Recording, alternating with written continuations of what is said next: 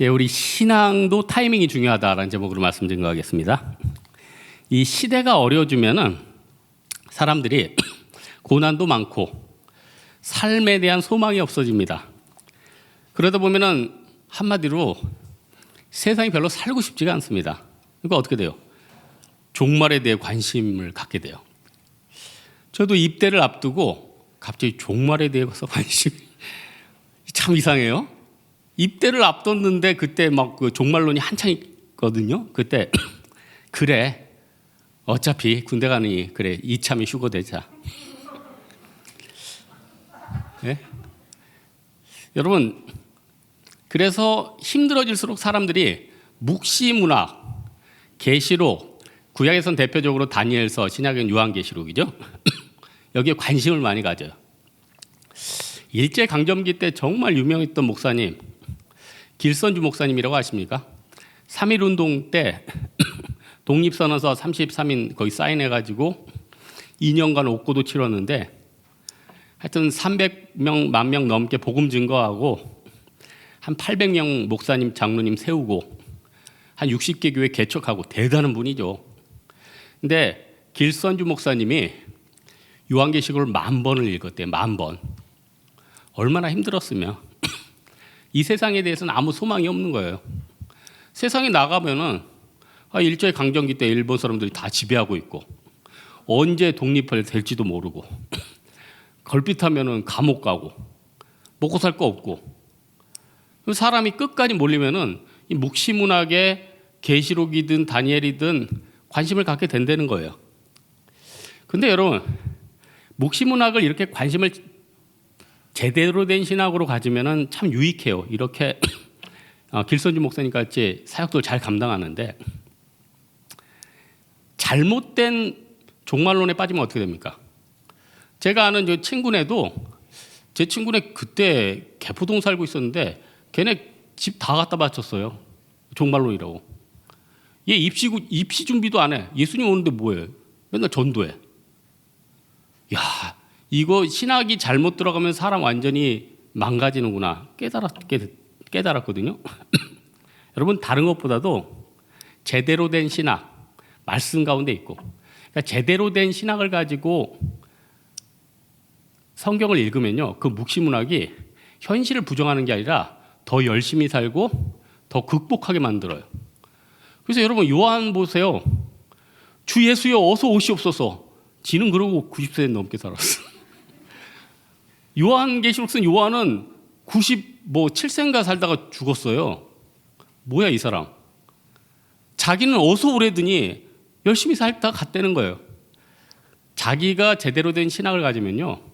세상을 부인하지 않고 어떻게 하면 이 어려운 시대를 넘어갈까 생각하게 된다는 거예요. 오늘 본문에요. 환상이 하나 나와요. 커다란 두루마리가 날아가요. 여러분 두루마리 하면 뭐가 생각나죠? 화장지 생각 안 나요? 저만 화장지가 생각나네. 이 두루마리 환상 볼 때마다 화장지가 날아가는 상상이 돼요. 이건 좀 여담인데 얼마 전에 우리 교육자들끼리 모여서 쓸데없는 걸 가지고 논쟁을 한 적이 있어요.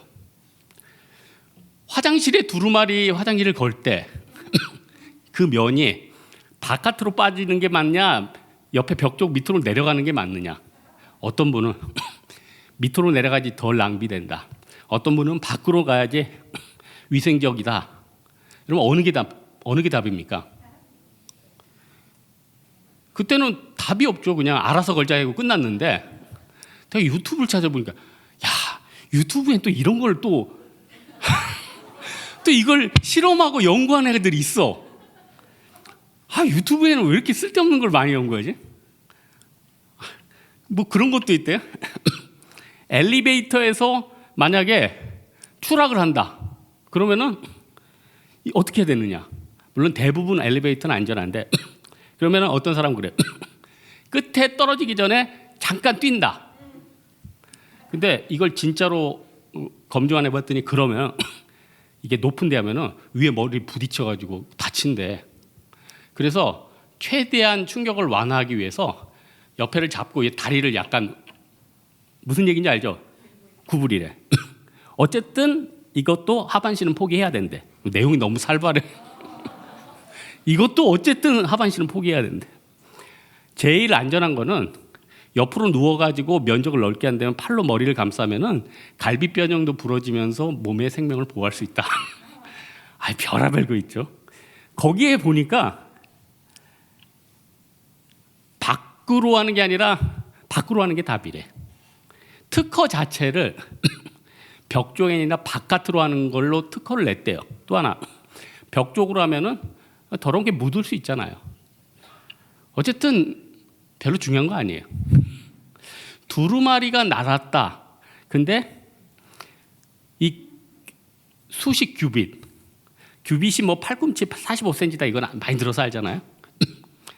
그러니까 가로 5m, 세로 10m. 쉽게 생각해서 우리 미스바 식당 있죠. 방 빼고 밥 먹는 그 자리만 딱 자르면은 정확히 두루마리 날아가는 크기가 나와요. 근데 이렇게 큰 두루마리에 두 가지 글자가 써 있대요. 첫째, 도둑질하는 자는 모두 없어질지어다. 두 번째 구절, 거짓 맹세하는 자는 모두 없어질지어다.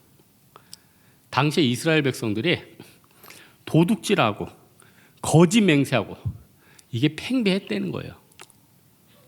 그저께인가 제가 아끼고 교제하던 우리 멕시코에서 선교하던 후배 목사님이 문자가 왔어요. 자기네 나라가 가뜩이나 어려운데 코로나까지 있으니까 지금 난리래요, 난리. 자기 집도 이번 주 월요일에 도둑이 와가지고 싹 훔쳐갔대. 그래서 제가 물었죠.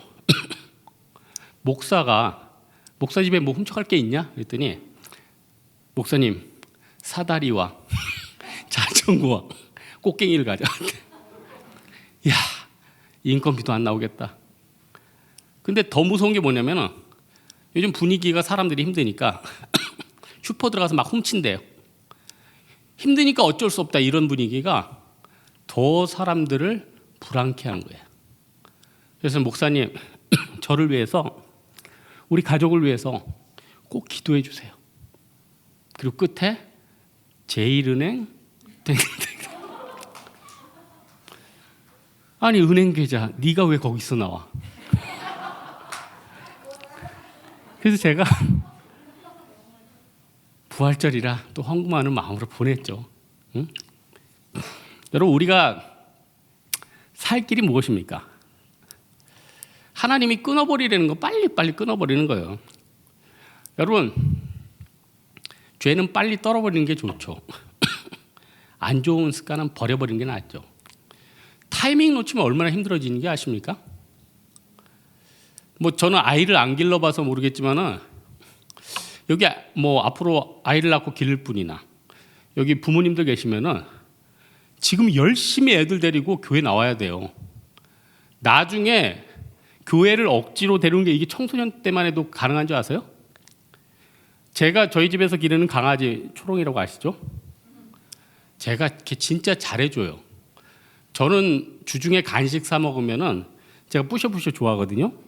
그거 750원짜리 그거 먹는데 얘는 할인해서 그날 주문하면 그 10,000원도 넘어. 그날 주문하면은 3일 있다 딱 갖다 주는 걸 먹여. 제가 얼마나 사랑했어요. 이빨 저도 잘 안 닦는데 얘는 매일 닦이고 있어. 목욕 시켜주고 있어. 근데 이런 건 다 잘해주는데 못 해준 게 하나 있었어. 어렸을 때 산책을 많이 못 시켜줬어.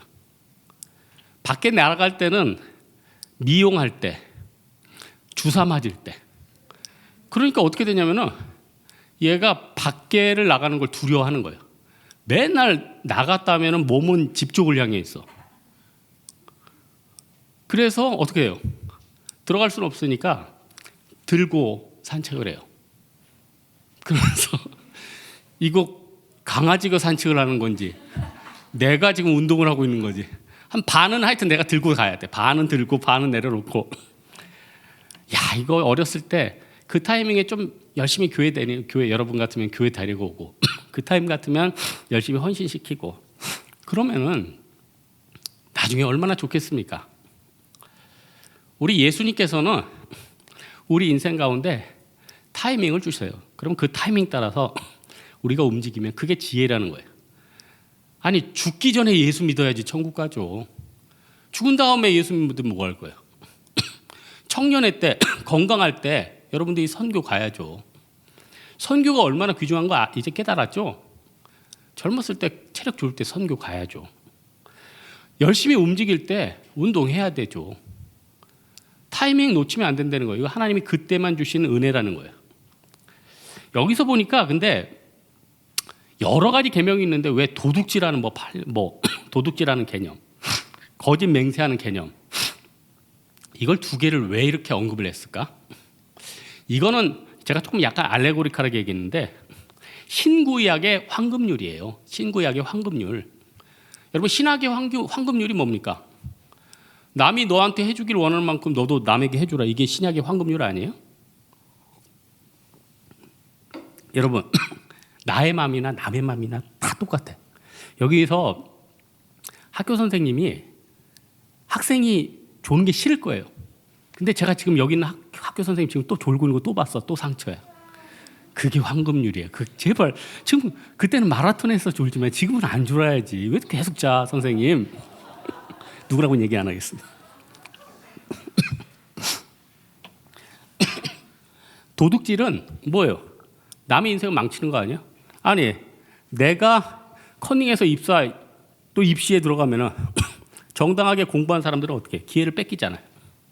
내가 돈을 사기치면은 저 사람 그걸로 장가가고 자기 인생은 방도 얻으려고 그랬는데 내가 그 사람 인생을 빼앗는 거 아니에요? 하나님 이거 기뻐하지 않는데요. 본문에 보니까 이런 사람들 그 집에 기둥을 틀어버린대. 또 헛맹세, 거짓맹세. 여러분, 입으로 다른 사람들한테 뻥치는 거 있죠? 그게 여러분 얼마나 그 사람의 인생에 데미지를 끼치는지 아세요? 야, 이거 진짜 이거 내 피해. 야, 여러분, 저 중고등학교 때 6년 개근이에요. 제가 여러분 얼마나 성실한지 알죠? 예전에 새벽 기도도 계산해 보니까 2004년부터 2011년? 제가 보니까 7년 동안 새벽 기도 한 번도 안 빠졌더라고. 저 기본적으로 성실한 사람이에요. 초등학교 때 개근상 받았을까요? 못 받았을까요? 못 받았어. 왜냐? 제 옆에 있는 애가 그래요. 야, 은우야, 내일 개교 기념일에 학교 안 와도 되는데. 그걸 내가 걔한테 믿은 거야. 아유. 그 다음날 학교 갔더니 선생님이 은우야, 네가 웬일이야? 학교를 평생 안 빠지던 애가 너 왜 빠졌니? 걔는 없어졌어요. 어디 도망가고. 여러분, 인터넷에 무슨 카페 가서 여러분 뭘 물어보지 마세요. 그 사람들 얼굴도 모르잖아요. 그 사람들 비전문가 아니에요. 그 사람들한테 여러분 인생을 맡겨요? 대가를 치러서라도 돈 들이고 제대로 된 선생님한테 배우고 제대로 된 멘토한테 상담 받으세요. 이게 지혜예요. 모르면 말을 하지 말고 심지어는 헛된 것을 알려주지 마세요. 여러분, 사도 바울이 총 몇 차 전도 여행을 했습니까? 성경 공부 많이 한 사람들은 3차라고 알고 있어요. 근데 저같이 더 많이 한 사람은 4차라고 알고 있어요. 4차는 뭐냐? 로마 감옥에 갇혔는데 잠깐 풀어주는 게 있어요. 그때는 당신 그랬어요? 풀어주는데 사도 바울이 잠깐 어디를 다녀와. 디도가 목회하는 크레타 섬에 다녀. 그레데인들 들어오셨죠? 아니, 그 많은 섬 중에 왜 마지막으로 크레타 섬에 갔을까? 디도서 1장에 보니까 그레데인은 항상 거짓말 등이래요. 이 성도들이 너무 거짓말을 많이 하는 거예요. 입으로 남들 많이 죽이는 거예요. 그러니까 사도 바울이 자기가 볼 때 가장 힘들었던데 거기 간 거예요. 오히려 디모데가 목회하는 에베소 교회는요, 소아시아 교회의 딱 중심이에요.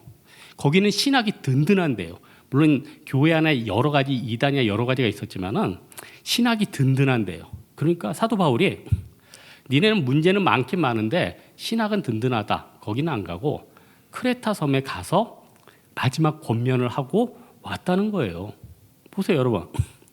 하나님이 어떤 것을 가슴 아파하시고 어떤 걸 멀리하러 갑니까? 남들 피해 주는 거. 그러니까 여러분, 남들 피해 주는 게 뭐? 내가 여러분 좋은 위치에 있다 그러면은 다른 사람들 좀 생각해야 되죠. 지금같이 지금 다 생존이 힘들 때는 자기가 좋은 거 할 수 있는 그 정도 재력이나 레벨이 있는 사람도 같이 고난 겪어야 되는 거 아니에요? 사또가 평상시에 뭐 구첩반사 먹더라도 이럴 때는 좀 적당히 먹고 이래야 되는 거 아니에요? 그러니까 항상 우리 마음 가운데 다른 사람을 생각하라는 거예요. 결국 하나님은요, 여러분의 억울함과 힘든 거 다 밝혀주십니다. 여러분 뉴스 보세요. 신구약 성경 보세요. 그때 아무리 거짓으로 꾸며놔도 결국 진실이 다 밝혀지죠. 왜냐? 하나님이 그 가운데 역사를 하시니까. 그래서 우리가 지혜가 무엇입니까? 내게 죄가 되고 안 좋은 것들은요 빨리 피해버리라는 거예요. 오늘 밑에 보면은 읽진 않았는데 그 어떤 여인이 나와요. 그 여인이 어떤 앱 안에 숨어 천사들이 와가지고 뚜껑으로 그 여자 닫아버리죠. 닫은 다음에 그 통째로 신할 땅에 갖다 놔요. 신할 땅이 어디입니까? 바벨론.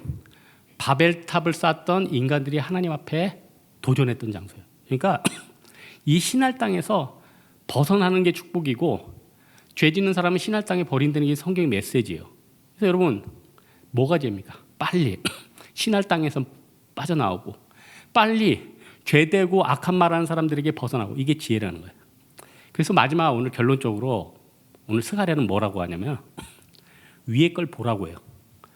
선지자가 날아가는 두루마리가 있더라. 이거 원어에 보면은 보라라는 말이 빠져 있어요. 여러분 스가랴가 메시아에 대해서 정말 예언을 제대로 한 사람이에요. 스가랴 9장 9절에 보니까 메시아께서 나귀 타고 오신대요. 여러분 신구약 통틀어서 그토록 기다리는 게 누굽니까? 메시아 아니에요? 일제강점기 때는 그토록 뭘 구했습니까?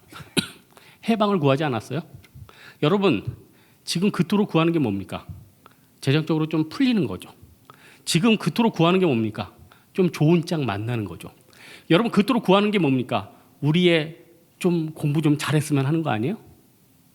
그토록 그거 다 바라고 있지 않아요? 근데 뭐래요? 메시아가 오신대요. 메시아께서 오셔가지고 여러분의 눈물을 닦아주신대요. 메시아께서 오셔서요 빵 5,000개를 만들어 주신대요. 메시아께서 오셔가지고 바이러스를 다 제거시켜 주신대요. 그래서 요한복음 1장에 보면은 요한복음 1장에 나와요. 요한이 보라 세상 죄를 지고 가는 하나님의 어린 양이로다. 1장에 딱 언급하잖아요. 여러분 나중에 예수님이 오시면은 다 해결돼요. 재림에서가 아니라 이 자리에서 내가 신앙적으로 깊이 예수님 만나도 제대로 해결돼요. 그러니까 항상 우리 눈은 어디예요? 위에 하늘에 3층천 이걸 바라봐야 돼요. 우리가 제대로만 신학을 가지고 3층천 바라보면요 세상 부인 안 합니다. 여러분 운동도 제대로 된 자세로 스쿼트하고 데드리프트하고 벤치프레스 하면은 안 다친대잖아요. 근데 잘못된 자세로 하면 조금만 하면 다치죠. 스쿼트 할 때 무릎 앞으로 가봐요. 무릎 다 나가지. 벤치프레스 잘못해봐요. 다 나가지. 허리 다 나가지. 잘된 자세로 하면은 아무리 해도 부작용이 없어요. 우리가요 믿음 가운데 살면은요 이 어두운 세대 가운데서도 이상한 종말론에 안 빠지고요. 또 어두운 가운데서도 하나님께서 우리에게 희망을 주시고요. 구원을 해주시고요. 건져 주신다는 거예요. 이 마음 가지고 여러분들 내가 가장 좋은 타이밍에 회개는 빨리 또 잘못된 것은 신할 땅에서 벗어나고 항상 위를 바라보는 여러분 되기를 주님의 이름으로 축원합니다. 예, 우리 두려운 마음 가진 자여 한번 찬양하겠습니다.